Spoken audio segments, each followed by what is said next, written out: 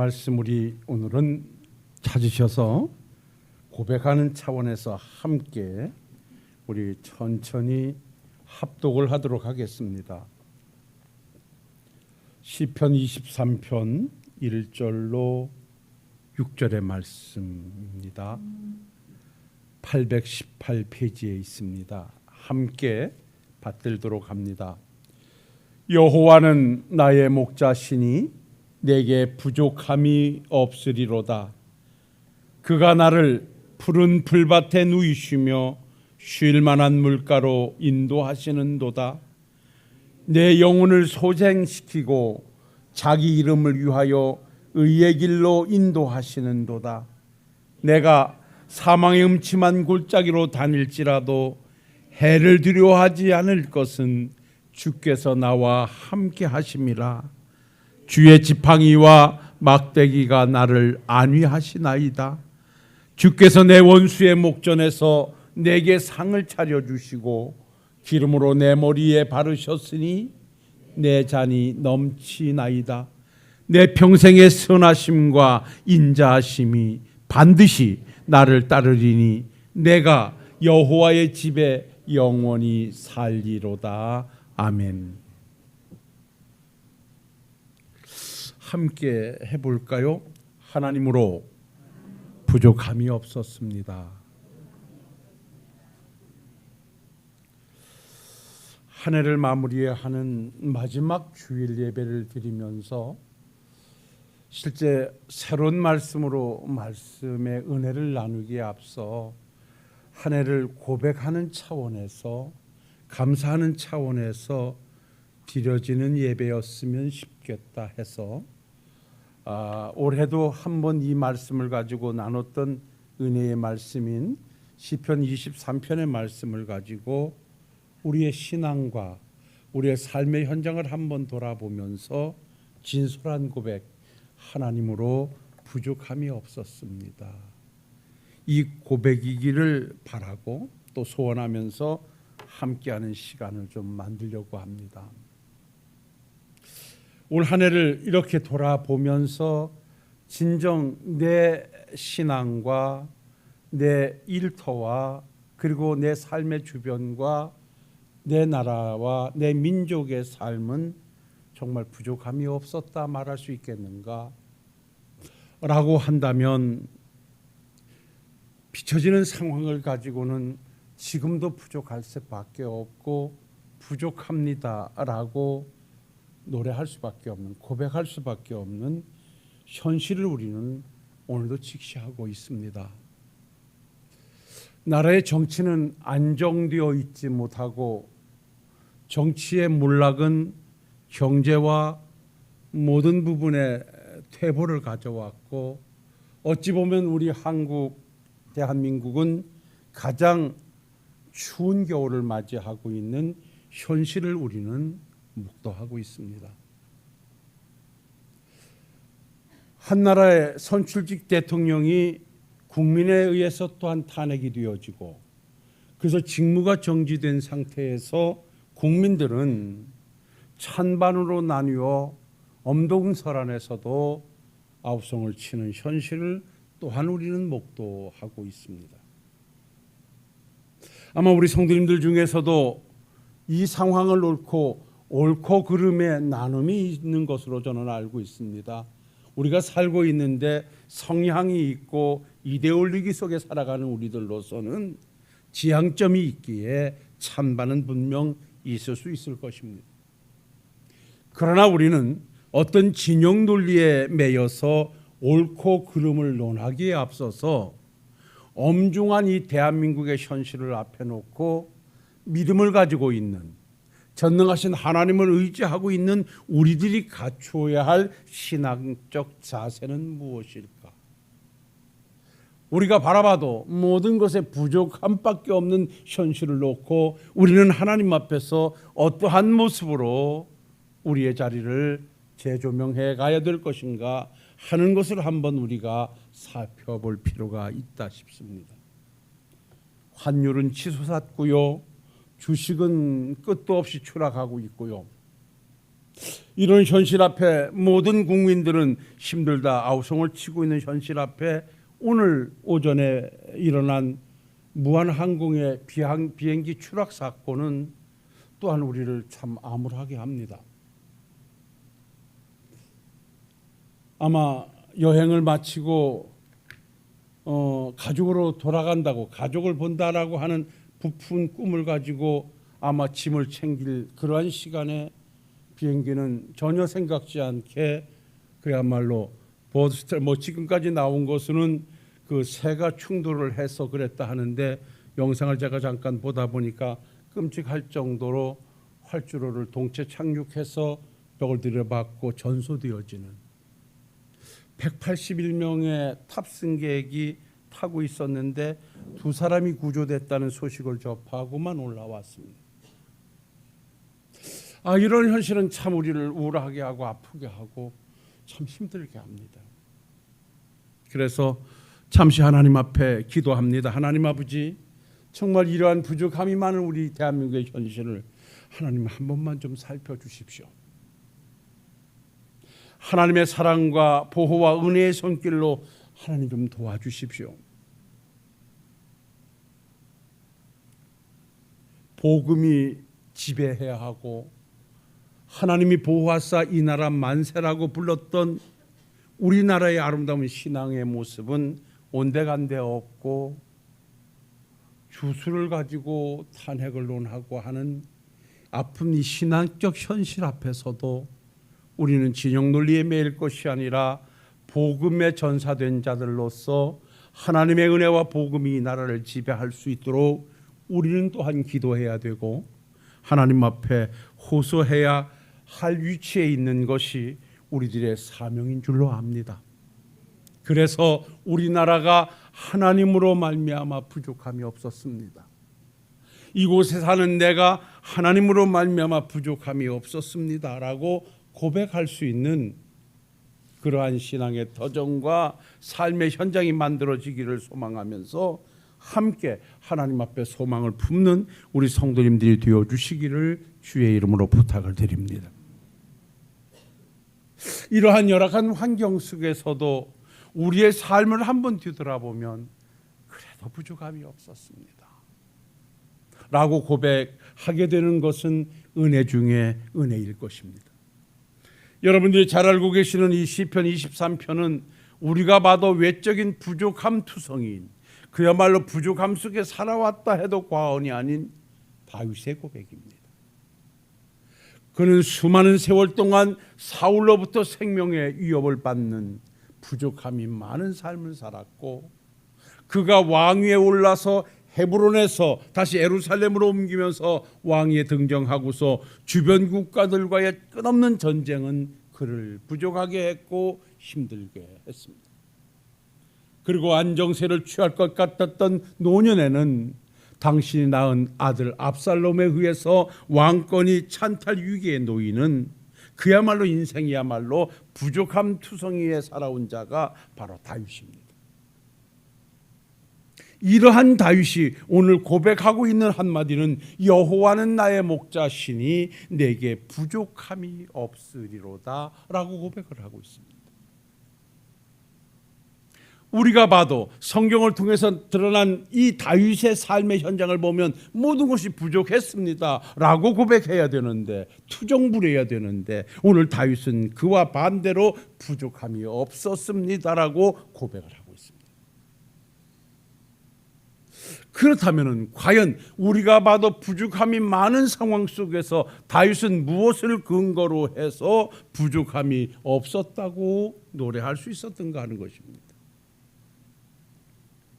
주어진 환경, 주어진 여건, 모든 상황은 그를 힘들게 했습니다. 부족하게 했습니다.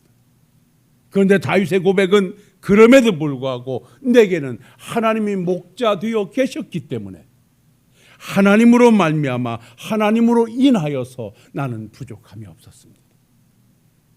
세상은 나를 힘들게 했고, 세상은 나를 어렵게 했고, 세상은 나를 쓰러뜨리게 했지만 하나님으로 말미암아 나는 일어설 수 있었고, 하나님으로 말미암아 방향을 잡을 수 있었고, 하나님으로 말미암아 버틸 수 있었기에 나는 하나님으로 인하여 부족함이 없었습니다라고 고백하고 있는 것입니다. 사랑하는 성도 여러분, 우리도 지난 한 해를 뒤돌아보면 부족함이 많은 삶이었음을 제가 말씀드렸듯이 이 나라와 민족 그리고 우리의 삶의 현장은 부족함이 많았습니다. 우리 교회도 부족함이 있었고 여러분들의 가정도 여러분들의 일터도 분명 부족함이 있으셨을 것입니다. 그러나 오늘 이 시점에서 우리가 고백할 수 있는 것은 그럼에도 불구하고 오늘 우리가 생명을 유지하고 오늘 이 아름다운 믿음의 환경 속에서 하나님 앞에 예배할 수 있음이 하나님이 함께 하시기 때문이었습니다. 하나님으로 말미암아 내가 오늘이 존재할 수 있었습니다. 하나님으로 말미암아 이 환경을 이겨낼 수 있었습니다. 그래서 나는 하나님으로 부족함이 없었습니다라는 고백이 우리의 고백이 되어야 할 줄로 믿습니다. 하나님이 없는 세상이 얼마나 험한 세상이며 부질없는 세상인가는 우리가 너무나 잘 알고 있습니다. 이렇게 부족함과 연약함이 많은 이 세상에서도 우리는 오늘도 부족함을 모르고 오늘도 우리가 노래하고 오늘도 찬양하며 이 자리에서 예배할 수 있는 것은 바로 나와 함께 하신 하나님으로 말미암아 하나님으로 인하여서 그래서 우리는 노래할 수 있고 그래서 우리는 부족함을 모르고 하나님께 찬양으로 영광 돌려갈 수 있습니다. 다윗은 고백합니다. 왜 하나님으로 말미암아 부족함이 없었느냐? 그분이 나를 인도해 주셨다라고 고백합니다. 오늘 말씀을 여러분 한번 보십시오. 시편 23편 2절에 그가 나를 푸른 불밭에 누이시며 쉴 만한 물가로 인도하시는도다. 내가 힘들고 지칠 때, 내가 필요한 것이 있을 때 하나님은 그때마다 내 부족한 현장에 오셔서 필요한 곳으로 나를 인도해 주셨다. 이것이 바로 다윗의 고백입니다. 그의 삶의 현장에 부족한 환경이 없었다는 것이 아니고 그의 환경은 부족함 투성이었는데 그때마다 하나님이 오셔서 자기를 피할 곳으로 인도해 주셨고 필요한 것으로 채워주셨고 그의 삶을 보호해 주심으로 그는 하나님의 인도가 있었기에 그는 부족함이 없는 삶을 살게 됐다라고 오늘도 노래하고 있는 것입니다. 사랑하는 성도 여러분, 우리의 고백이 이 고백이어야 할 줄로 믿습니다. 우리 역시 부족함이 많은 현실 앞에서 어려움이 많은 현실 앞에서 오늘까지 이 자리를 지켜올 수 있었던 것은 그때마다 하나님이 내 마음을 붙잡아 주셨고 내 생각을 바꿔주셨고 내 걸음을 인도해 주셔서 피할 길을 주셨고 채워주셨고 보호해 주셨기에 우리는 오늘 이 자리가 있음을 감사하면서 하나님으로 말미암아 나는 부족함이 없었습니다. 하나님께서 나의 필요함이 있을 때마다 아시고 앞서가서서 험한 길 평탄케 해주셨고 어려운 논문과 쇠배짱을 꺾어주셨고 필요한 것 찾아주셔서 그것으로 노래하게 해주신 하나님의 인도하심이 있어서 나는 부족함이 없었습니다 라고 오늘도 고백하시면서 2024년도를 마무리하시고 25년도를 여러분들의 해로 맞이하시는 우리 성도님들이 되시기를 주님의 이름으로 축원합니다. 그러는가 하면 다윗은 이어서 고백합니다. 시편 23편 4절에 내가 사망의 음침한 골짜기를 다닐지라도 해를 두려워하지 않은 것은 주께서 나와 함께 하심이라 주의 지팡이와 막대기가 나를 안위하시나이다 라고 말합니다. 전자에서는 하나님이 나의 필요하심을 따라 인도해 주셨기에 쉴 만한 물가로 푸른 초장으로 나의 필요함을 충족시켜 주셨기에 그때마다 피할 길을 열어주셨기에 나는 부족함이 없었다라고 노래했던 다윗이라면 오늘 두 번째 그는 고백합니다. 하나님의 보호하심이 있어서 부족함이 없었습니다. 자기는 쓰러질 수밖에 없었고 죽을 수밖에 없었고 주저앉을 수밖에 없었는데 그럴 때마다 하나님은 오셔서 보호자가 되어주셨습니다. 아시다시피 다윗의 삶이 얼마나 고단했습니까? 얼마나 피폐했습니까? 사울로부터 왕권을 가진 그가 군사력을 동원해서 연약한 다윗의 생명을 노리고 추적할 때 그의 생명은 풍전등화와 같았을 것입니다. 한순간도 버텨내기가 버거웠을 것입니다. 그러나 그때마다 하나님은 다윗과 함께 하셔서 피할 길을 내주셨고 원수의 눈을 가려주셨고 그래서 다윗을 보호해 주셨던 것은 우리가 너무나 잘 알고 있습니다.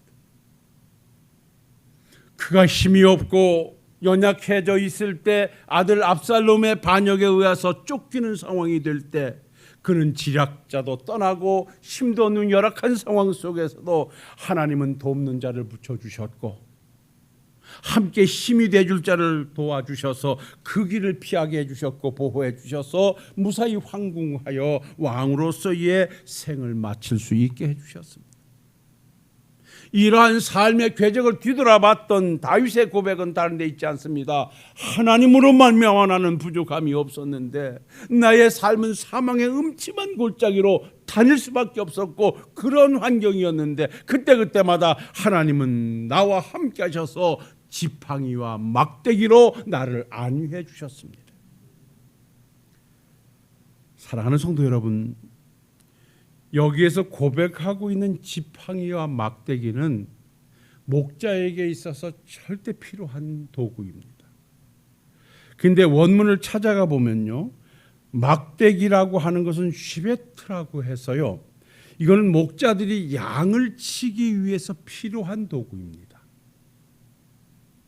이건 이렇게 갈구리처럼 생겨서요, 왕이 무리를 떠날 때, 양이 우리를 떠날 때 그것으로 목을 잡아 당기기도 하고요, 다리를 걸어 당기기도 하고요. 또한 외부로부터 맹수들이 양을 먹으려고 올 때 그 막대기를 가지고 공격을 해서 그 모든 짐승을 물리치기도 했고요. 그래서 이 막대기는 그야말로 목자에게 있어서 양을 보호하는데 절대 필요한 도구였어요.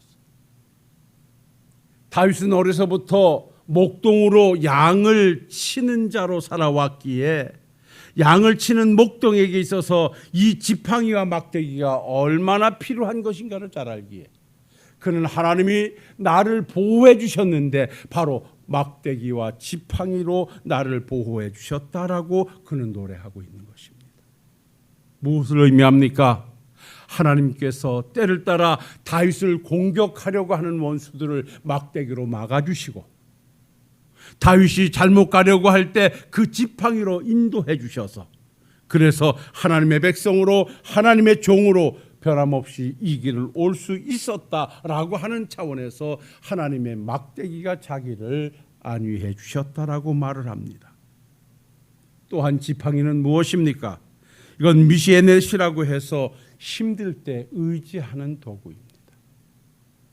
그러니까 막대기는 양을 보호하고 양을 공격하는 것들을 정리하는 것이라면 지팡이는 철저하게 나를 의지하고 보호해 주는 것입니다.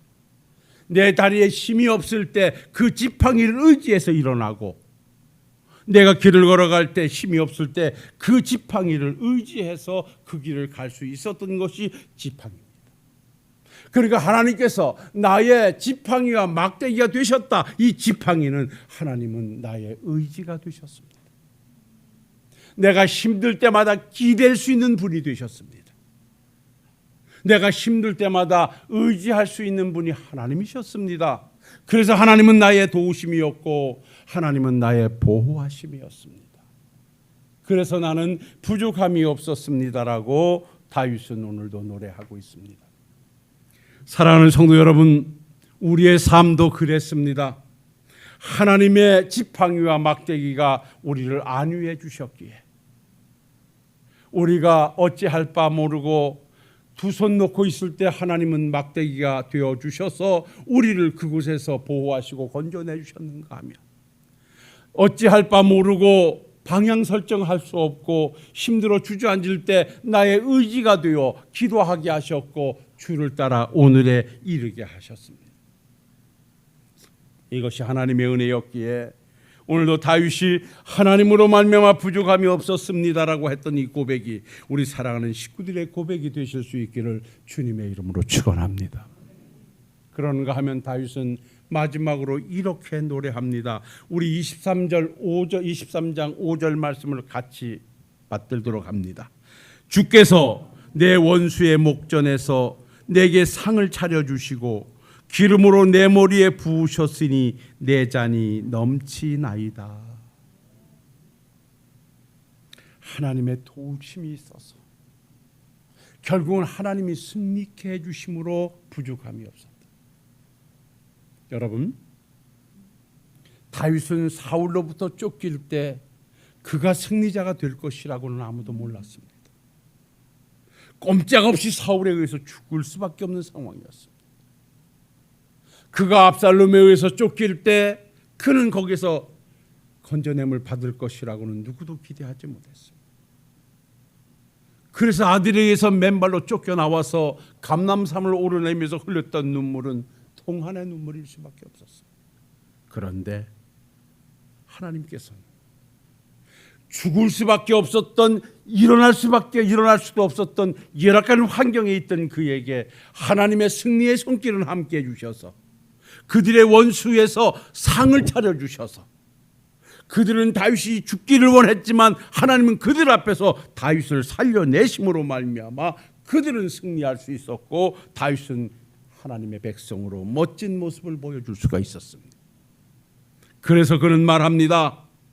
원수의 목전에서 내게 상을 차려주셨다. 이 상은 잔치입니다. 승리입니다. 사울은 자기를 죽이려고 했지만 사울 앞에서 자기를 승리케 하셨고, 압살롬은 자기를 죽이려 했지만 압살롬 앞에서 승리할 수 있게 해주시니까 하나님이시다. 그래서 그는 노래합니다. 하나님의 도와주심으로 부족함이 없었습니다. 말씀 정리하겠습니다. 사랑하는 성도 여러분, 올 한 해 동안 부족함이 많은 상황 속에서도 하나님께서는 알게 모르게 우리의 인도자가 되셨고 우리의 지팡이와 막대기가 되셔서 우리의 보호자가 되어주셨고 결국은 우리를 승리자로 만들어 여기까지 인도해 주셨습니다. 혹시나 아직까지도 실패 같은 상황이 나를 힘들게 하고 있습니까? 아직도 어려운 환경이 나를 평안하지 못하게 만들고 있습니까? 염려하지 마십시오. 결국은 하나님으로 말미암아 이기게 하실 것입니다.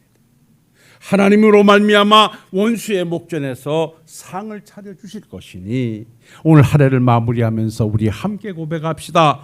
함께합니다. 하나님으로 말미암아 부족함이 없었습니다. 기도하겠습니다.